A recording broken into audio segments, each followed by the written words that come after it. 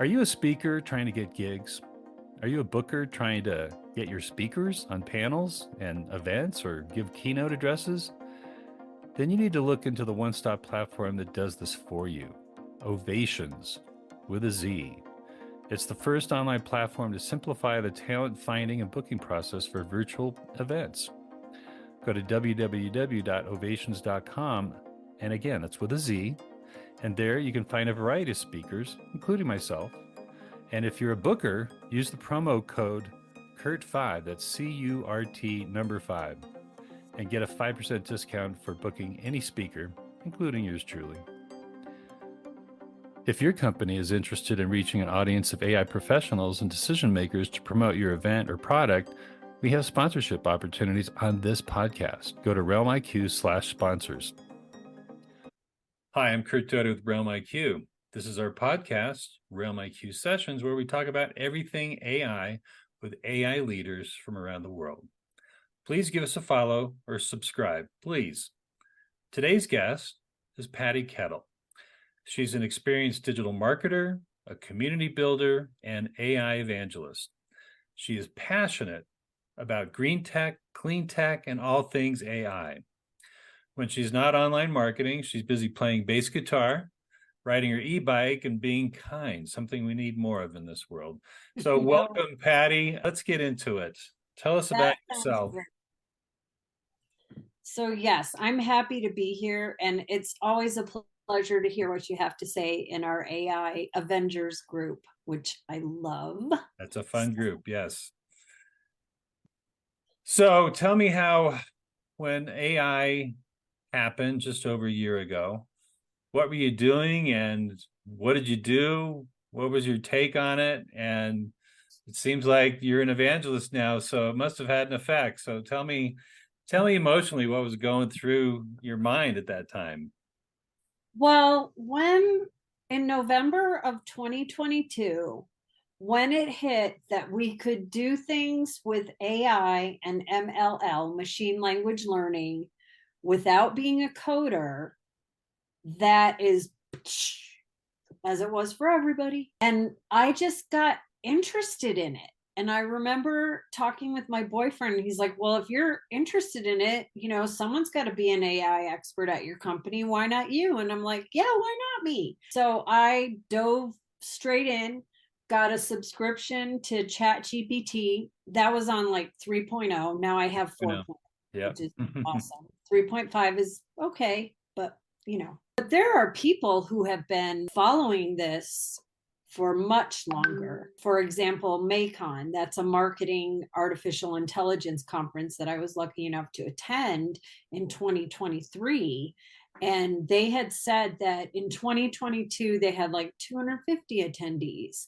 And in 2023, they had 750, and they fully expect, in the triple digits next year, because everyone's catching on to this. So I liked playing with it and, seeing what I could. I'm a former freelance content writer, so I know a bit about SEO. I know a lot about digital marketing and AI's implications for being able to do quality work at scale is fascinating to me.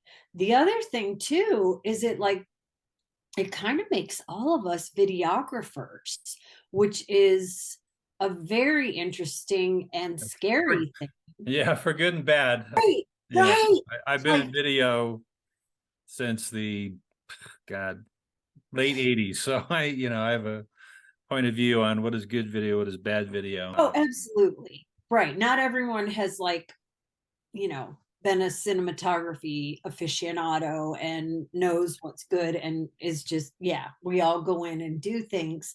But the excitement is that it opens up so much, but it's also scary because I'm not sure. But what scares you? What scares me is the ethical and moral implications of AI. And I know people kind of mocked Elon Musk for saying that, but I do think his heart is in the right place. And I don't think it was just like a corporate grab when he's like, we need to slow down and think about this. It was a corporate grab because then he I think lost it was a Grok. corporate I mean, grab. come on. He didn't stop on Grok when he made that statement. Behind the scenes, he was going for it. So, Starting his own AI company. yeah. Right. And he was Yeah. Well, the initial investor in OpenAI. So, full disclosure, I quit Twitter when he bought it. So full good for disclosure. you. Yeah. So I'm open-minded, but I'm not necessarily a devotee. And I think too that whole kerfuffle with Sam Altman and OpenAI, where everyone's like, what is going on? What is happening? Well, what was happening was Sam Altman, I don't think he himself predicted how much this would explode. And he had set up the board for his company as a nonprofit board. Right. And it struck me that the board members were treating it as a nonprofit, and it just reached that tipping point where it's not a nonprofit, it's a Yeah. freaking $1 billion Yeah. company. They do And have shareholders. So, exactly. And I'm not sure the mindset of managing a nonprofit is the mindset that is going to hopefully, touch wood, ethically scale the company. I mean, it remains to be seen, but I certainly prefer their tool to a lot of other tools out there. And it certainly seems like other tools are playing catch up to what they have going on. They'll surpass it. It's going to happen. And I do think Microsoft is brilliant for like stepping in and saying, well, okay, we'll just throw money at you and yeah. go right ahead. Yeah. So that I think there's a race that is competition for who can do the most features, the best features, rolling up multimodal approaches within one platform. This is what you're seeing now, where you used to have to, what I call platform hop around to oh like god, the yeah, results that you wanted. And now everyone's trying to consolidate that, whether they're what I call all tech or big tech. That is a goal because it's one of the more frustrating things. But you're seeing this hockey stick where all the competitors are just riding that wave up, and they're not going to stop unless regulation slows them down. But I think regulation is a good thing. I've said this completely many times concur. before, but we didn't have regulation when social media came out 20 years ago. Happy anniversary, Facebook. Yeah. And look where we are, and Zuckerberg's, apologizing to families in front of Really? the You think that was an congressional apology? hearing. All he said was, I'm sorry for what you went through. I did Yeah, not it hear was that. I'm Yeah, it sorry was for what my half-assed. company did. It wasn't genuine. It was disingenuous, what have you. But we didn't have regulation with crypto. We didn't have regulation with NFTs, all kinds of fraud and thievery going on. And now, But plus, years after all the damage, look at FTX. Now they're saying, oh, we need to regulate it. And it's like, well, okay, so here's AI, generative AI, just over a year into its really consumer iteration. right. And the world is talking about, some bumper lanes, some controls, some type of guidelines so that it can be ethical and moral and legal. So I welcome that legislation and Yes. regulation because it was never there in the last 20 years. So, let's do it right. Right. Well, If circling government can back on help, crypto, like, God bless them. So right.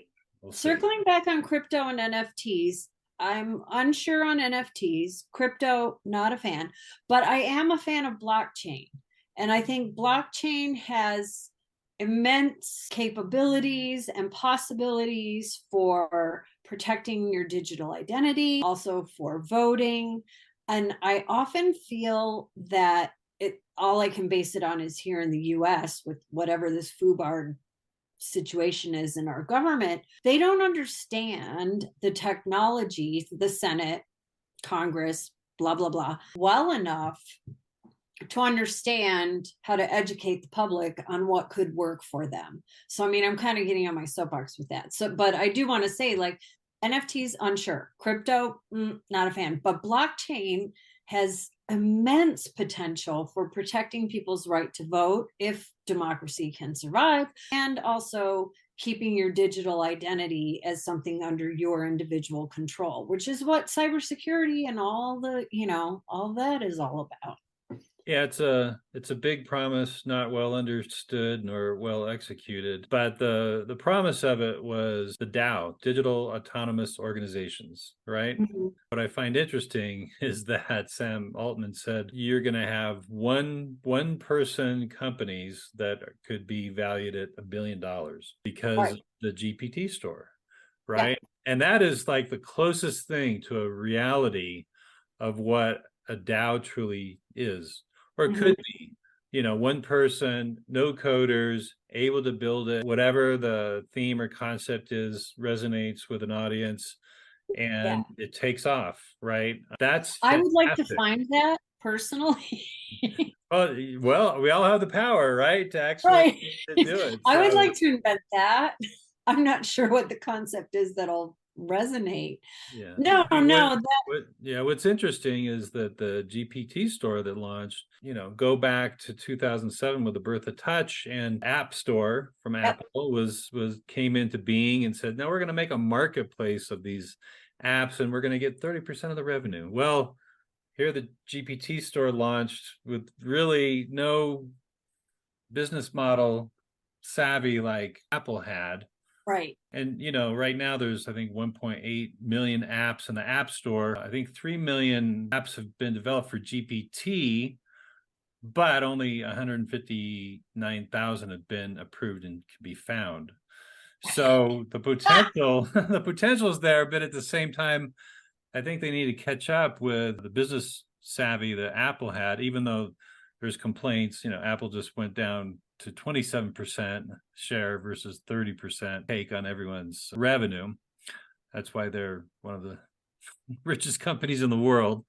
right. So, there's all this potential. And I think it does harken back to the promise of blockchain and decentralization. That's the other Yeah. term that, but the big difference is decentralization was taking power away from big tech and giving it to what I call alt tech, these smaller Yeah. companies, and empowering the little guy, the little person to But be did they, to were they now. empowering them or were they just Well, using I mean, them? I don't know. that was the goal. I mean, that Yeah. was the philosophy. That's why, everyone was gangbusters on it. But here we are with OpenAI, Google, Microsoft.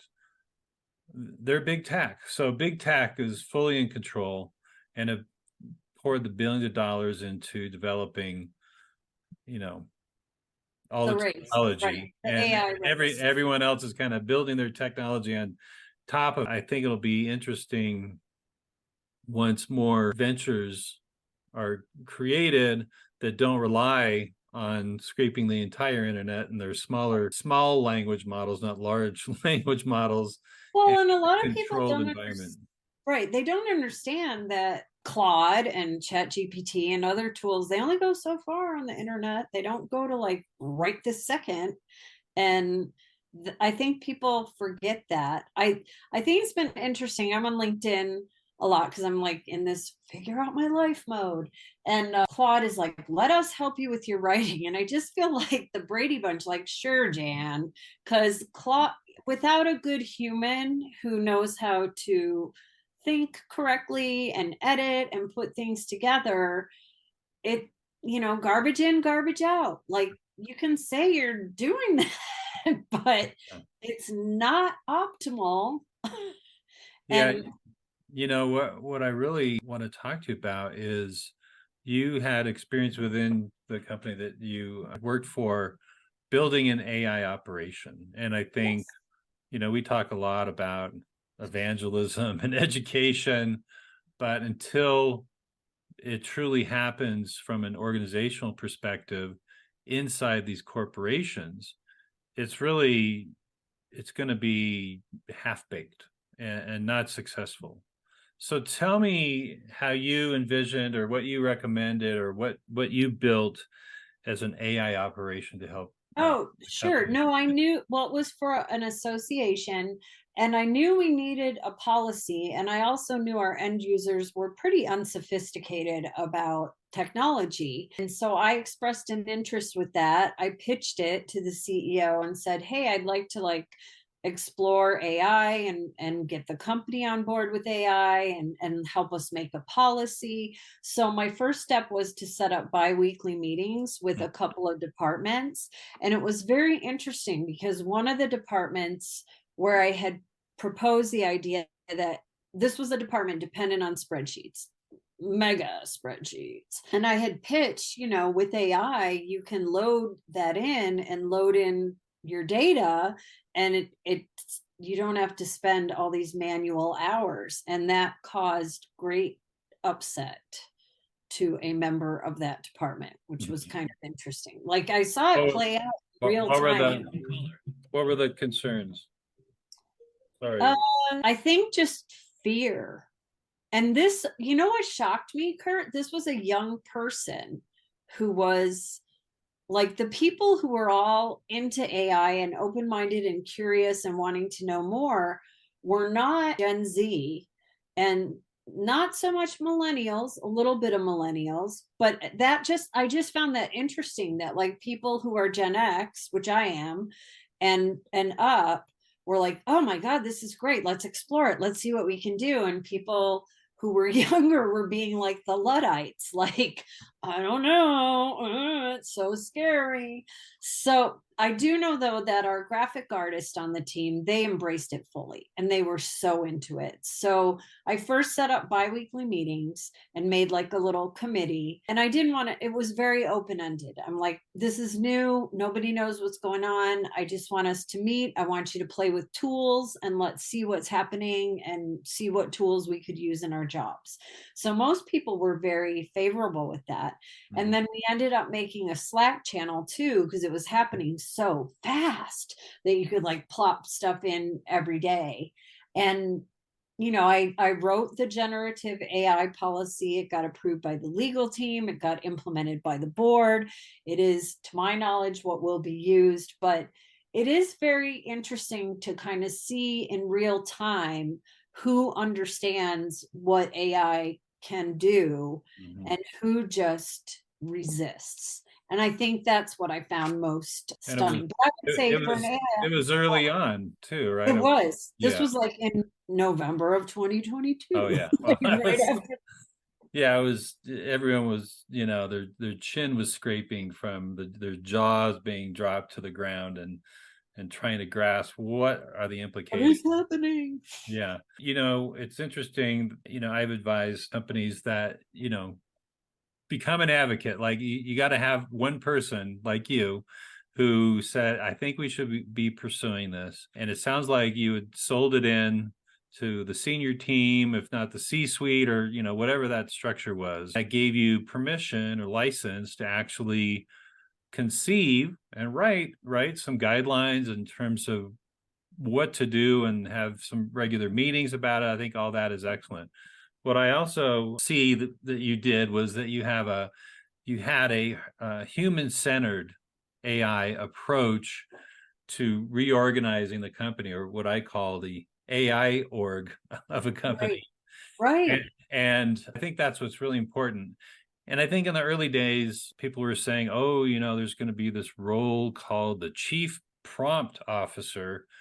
And I've said before, it's like, yeah, I think that's bullshit because Right. it's really not about prompting. There's been an evolution of how you interact with these platforms.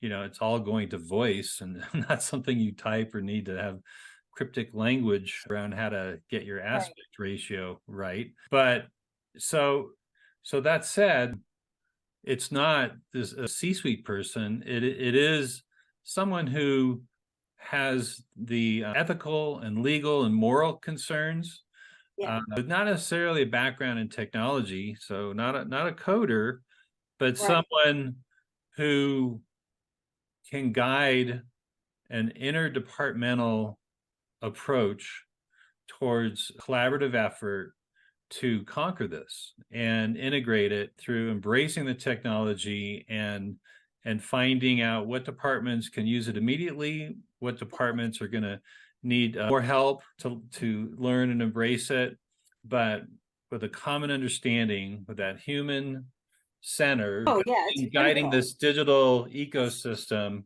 Yeah. That is something new within an organization. It's never been in a kind of a tiered org chart. You've seen org charts for companies that are all flat and terraced. And I see it something a lot more circular with that human in the center and interacting with all departments. And that circular synergy is what kind of blows the silos away from the departments. Yeah. And everyone's committed to figuring this out together. And there is no hierarchy. Technology came out a year ago. How can anyone have hierarchy within an organization? I know more than you about ChatGPT. Like, really? Because well, we had a whole gamut because we had a staff member who was into music, and so they would just like play with it and see what it was. Then our IT, we had a member of the IT team on the committee, and they had some serious ethical concerns, and it's just it's hard for me to grasp why, like, I don't know. To me, it seems crystal clear that if you think clearly and you know what you are asking it to do, it can do it. But it doesn't do it well. It still needs the human element. And the biggest like preparation, like there's all these articles on LinkedIn of AI for English majors, whatever. I'm like, we're the people, I was an English teacher. We're like the people best positioned to use this, because to be able to write clearly and cleanly and concisely, you need to think clearly and cleanly and concisely.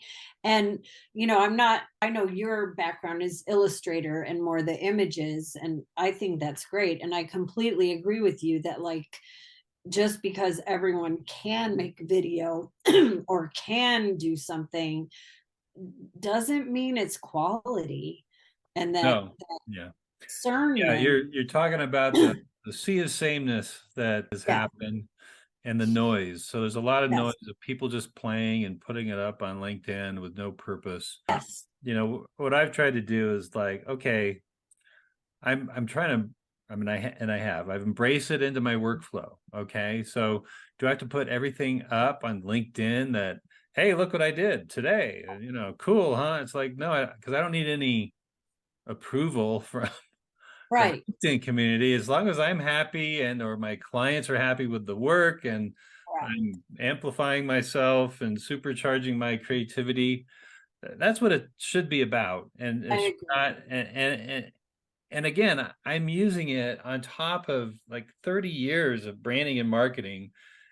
I'm not just a guy who was a drummer in a loser band yesterday, and I discovered a way to paint a rainbow pig in the sky, for no reason or purpose. So I think people are getting sick of the noise, and they're they can easily identify, oh, that's a Mid-Journey thing, that's a Dolly thing, that's Adobe Fire. Oh, I don't know. You're more of an optimist than I am. I'm not sure. And I think, I mean, it has to get to a point of functionality. And I think the land rush to the GPT stores, they're building those with purpose. There's a reason that they're building them. They have an idea, thesis, something to solve problems.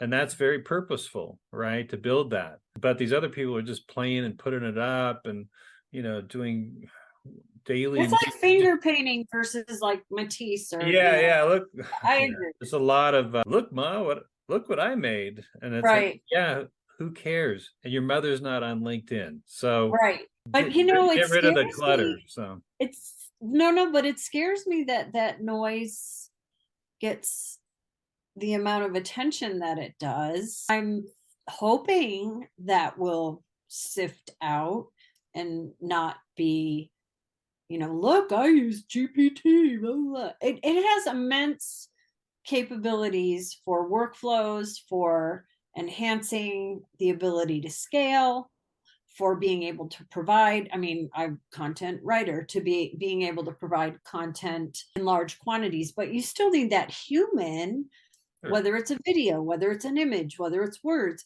you still need that human to look at it and put their own stamp on it.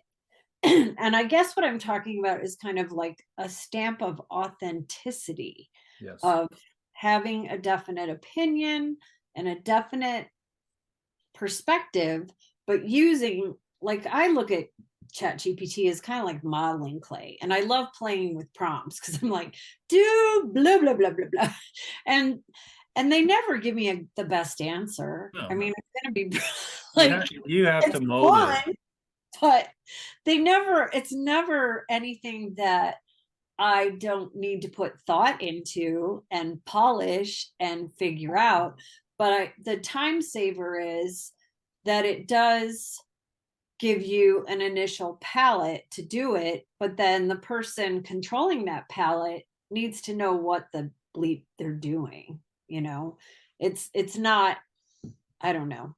A lot of Journey and Dolly and the images I see, they look like those old paint by number kits from years and years and years ago. Like, that's what they remind me of. Yeah, because I mean, and when you see the really good people mastering it, it's because what, they were an artist to begin with, and Correct. they're learning, they're achieving results that's in their head. They're trying to match the results in their head with the results, from They these. have an imagination, and and it's not just, yeah, they have a definite point of view and vision.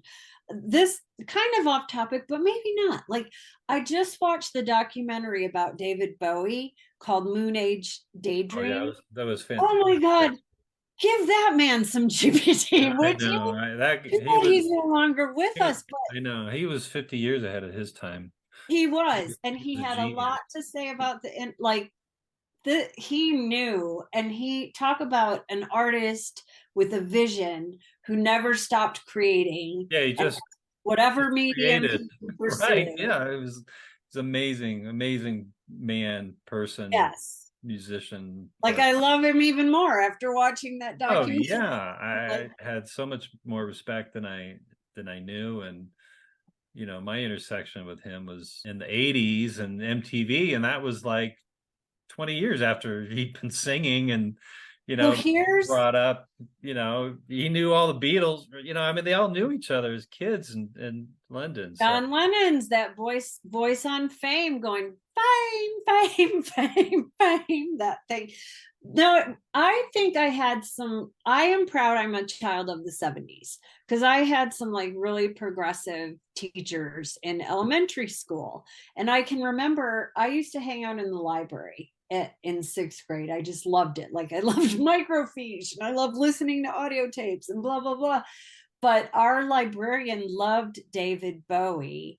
And I think she even made a comment, or maybe didn't make an overt comment, but he did so much for bringing out acceptability for transgender and gay folks. And I think I wish I could remember the words, but I remember her like putting on some music by him and talking to me about him because she was a fan. And that like stuck as a little germ in my brain. Like, this guy's amazing. He is so ahead of his time. It's insane.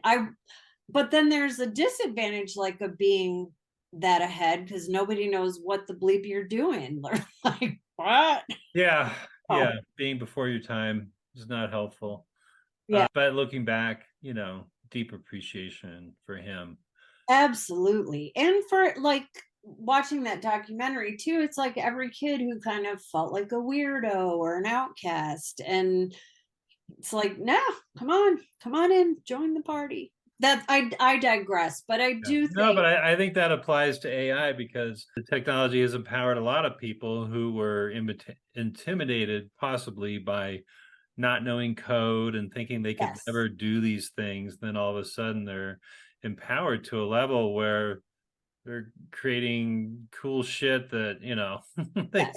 they had only dreamed of, and that's cool. I think so too. Gives them confidence and an interest and a possible vocation to pursue creativity in whatever respect. So, I and agree. I am focused on the creativity, the generative AI of things. And yeah, you mentioned my background as an illustrator. I think of myself as an image maker. I've because I've been in branding, I'm also making the image of a brand. So Yeah, always constantly figuring out the design world, how that fits with the brand message, whether that's in video or online or social or whatever.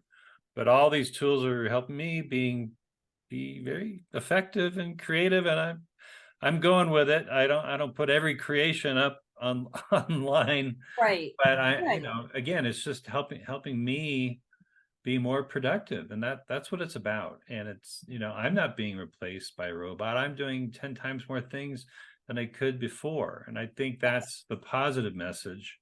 And yes, there are evildoers, but I'm hopeful that we can use AI to combat AI. No, yes, I completely agree. Like someone on our committee, their biggest concern was that AI would soon be able to be creating its own code and maybe it would be nefarious. And I'm a huge Star Trek Next Generation fan, so I always think of the Borg, like the Borg is AI, but I don't think it is. I don't think it is at all.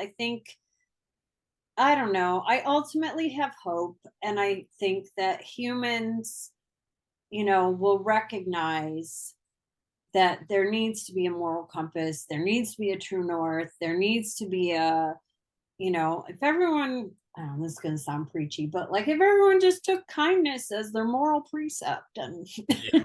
practiced Thank it, you. Thank you yeah, for that. what a thing. Yeah, no, that's a great message. We're gonna close here, but I wanted to give you a minute to promote. It seems like you have a logo behind you that looks kind of cool. Do you want to talk about AI Sure. impact? Yes, I'm partnering with Haley Wilson at this point in time. We have the great debate coming up on February 13th. So if this publishes after, you can probably catch the recorded version. And I'm doing whatever I can to kind of promote making AI accessible to the masses, but also doing it in an ethical and moral way. So AI impact, I don't think a decision's been made yet on a conference, but we are about Haley calls herself the fairy godmother of AI, and I think she really is. She's connected me with so many people, She's but fantastic. it's really about learning about AI and being intellectually curious and wanting to do it in a positive fashion. So AI impact is the branding behind what we're doing. There's some good stuff coming out. She and I are brainstorming, and we've got a podcast coming out soon. We're going to start putting that on a regular basis. So thank you. AI impact. That's There our you go. Okay. Well, listen, thank you so much. And I just want to remind people to keep tuning in to Realm IQ sessions. Thanks, Patty. yes. And you can find this podcast on your favorite podcast platforms like Spotify, Apple Podcasts, Amazon Music, iHeart Podcasts, Google Podcasts, and YouTube. So please follow and smash that subscribe button. Patty, we'd love to have you back, and good luck with everything that you're doing. And you're a terrific, positive voice in this world of AI. And thank you so much. Thank you for having me, Kurt. This has been delightful. I really enjoyed it. No problem. Thank you. Thanks, everyone. You can now watch Realm IQ sessions on your favorite podcast channels, including Spotify, YouTube, Amazon Music, Google Podcasts, Apple Podcasts, and iHeart Podcasts. Follow and subscribe, people.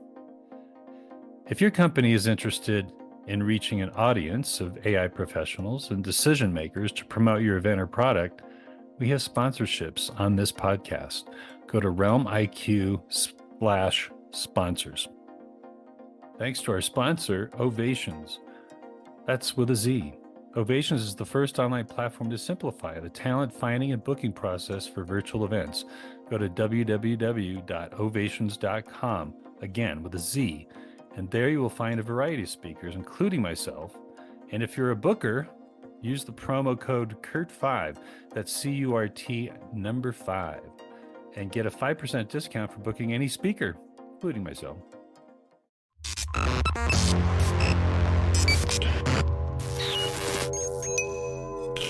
RealmIQ.